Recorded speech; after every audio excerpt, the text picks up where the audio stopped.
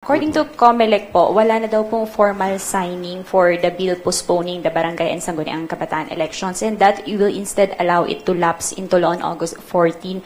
But on your part, sir, have you reached a decision on whether to sign the bill or let the bill? No, I'll sign it.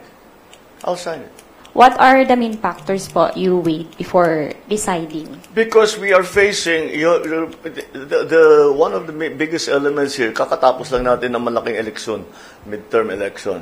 Susunod na rito yung BARM. Isasabay pa natin ngayon yung barangay. Masyado ang COMELEC actually nagsasabi hindi namin kaya dahil hindi naman kailangan nating tutukan yung BARM. You have to remember the BARM election that is upcoming in October is the first time we have ever had this kind of election at all. At all. Sa buong kasaysayan ng Pilipinas, hindi pa nagkaroon ng BARM parliament na hinalal ng tao.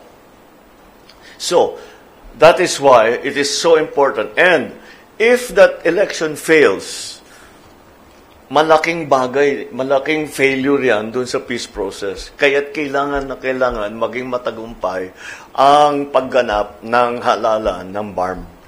And that's why we really are focusing on that.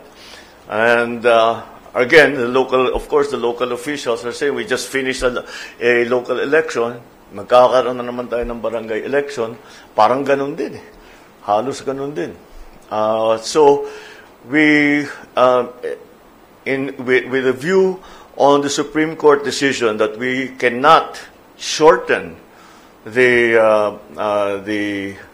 term of the barangay officials, we are actually lengthening the term of the barangay officials. So that's not in conflict. So I think the most sensible, the most common sense solution is to postpone.